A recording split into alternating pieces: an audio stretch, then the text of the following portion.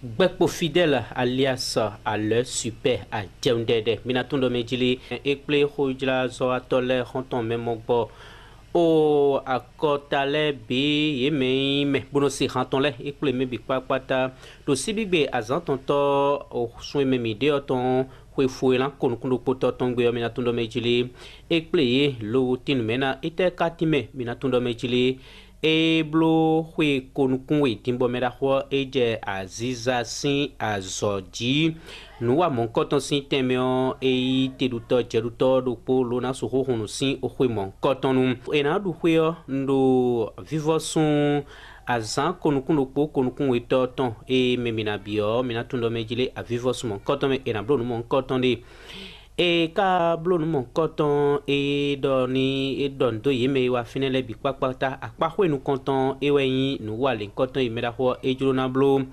bo aziza temetemele yi wa fine nu konton e yin u avo mera ho soma do kokpo gbeta ton de lepo e wa lo na suhuno nu wa mon koton sinteme mi ana ho mera ho be do ho mi do to ho do ni mi you know yolo mi do agenda de aloe super yeye le génie de la vallée bon nous les remi wa fité bon do don do mien o yin do ne de asonde wa ka wa bloquer ropo en dija yin bla bla konta na ride a bloquer yawe en bla konta na ride agazo bloquer ato ana bla konta na ride bon mini ason lo kon ka be de kwe de do be manje do mini le minde le me kpombo kpondo asonde wa mi gade lo to asonlo na minde ne to vile gade yi mi do yede yi mi kai yede nu gble mi don mo bo de di do mi kai bo gbe ma do mi we ya e mi gan le ne le bise wa igodo o iso jero mi aze kwe ne do te bo dan jaya po me no yin wa mi bo no yuro mi adusi ami o kweze ten kwe ho ake waji le po ni do ho ne lo we he mi wa fi o mi na gba je me nu we mi yin nu we mi no wa lo fi de mi o gbe kanje fi de po bo mi na bloje mi na timena to vi sunu to vignon ton nous ne lo wezi ayiwe mi wajijon de te samedi de nya sa tonto soutien we to we fo we la konukun poto nous de remi wa fi woni meda hodo hogodo yo mi ai soma do kokpon bo edesu home hukun awajije yiton edo ho eno ya ziza e kanana ziza mekaka soyo e ne meda ho edo hodigi. Aujourd'hui, c'est la joie du cœur de Zomando Kokpon parce que être artiste, c'est facile, mais rester artiste pendant longtemps, c'est très difficile. Ce que je dis est très pertinent et ça peut blesser beaucoup de personnes. Ça peut aussi faire la joie de beaucoup de personnes. Alors, Super Yeye, Bekpo Fidèle, veut fêter 22e année de sa carrière musicale. Pas donné à n'importe qui. Je vous prie de l'applaudir très fort. Parce que nous avons des artistes talentueux de ce pays qui n'a pas fait au moins 15 ans. Et d'ici peu, Aloe Super Yeye va fêter 22e année de sa carrière musicale. Vraiment, c'est la gloire, c'est la gloire. Je suis ému parce que si on dit artiste béninois aujourd'hui, ce que ça donne, on le connaît tous. Mais s'il plaît à Dieu, tous ceux qui sont venus ici pour l'ouverture de la fête, je vais dire, et non, l'ouverture des tissus, l'ouverture de la fête jusqu'au jour de la fête, j'implore Dieu Tout-Puissant et les membres de nos ancêtres de garder tous ceux qui sont les sponsors de Aloe Super Yeye et tous ceux qui font du bien aux artistes béninois, que Dieu vous garde jusqu'à l'éternité pour pouvoir vivre cet événement noble que Aloe Super Yeye veut mettre. Je ne serai pas long. Je remercie aujourd'hui tous ceux qui se sont déplacés pour l'événement de lancement et Dieu Tout-Puissant vous garde.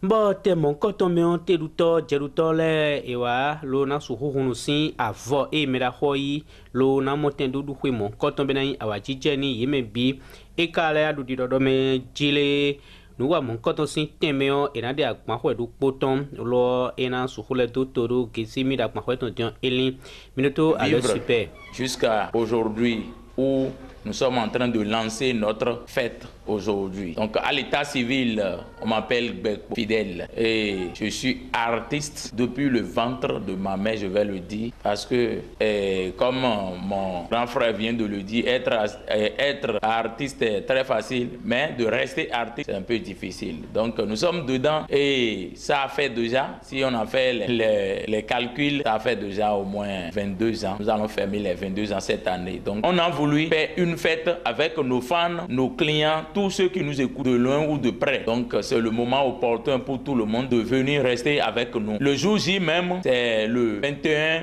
août prochain et le 22 août prochain. Nous allons fêter à Dangbo ici, dans cette même maison, la maison des jeunes de Dangbo. Donc je remercie tous ceux qui pensent positivement pour Aloe, l'évolution d'Aloe, tous ceux qui ont contribué à l'évolution de Aloe. Et je remercie aussi le groupe qui est derrière moi. Je remercie l'Éternel et je remercie tous ceux qui se mouillent pour moi, que le travail avance là. Je les remercie beaucoup. Et tout ce qu'il fait là, Dieu Tout-Puissant va les bénir et les protéger pour moi jusqu'à l'éternité. Merci beaucoup.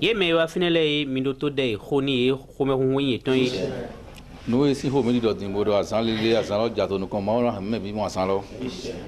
bon, bien le compte nous est joto gbelogue. Frère Miton, grand frère Miton, à l'ouest super yeye. Mais de ouais bon, et non yon mettre bon, et m'a dit bon missing en jodo. Et ouais son, nyenyo dit matin. Et qu'à congeler mito yo pas si coli. Bodoma non, nous yo alors thème. Que hi ami jedu, jewe na hi ami jengam. Mais wa fi ole bi jewe na hi ai jengam. Azalo, jewe ni do hi ami jijo me. Ogan je m'en doute qu'on doit redire dans Azoï Mekinto. Il y a son nom là pour me présenter tout blog. Je vais n'en doute que dans. Mais à tous ces points au Meraho au Einu Amanuato l'Obed de Honemi Homehoa Wajija Intoi ne allait super iné Meraho Edo.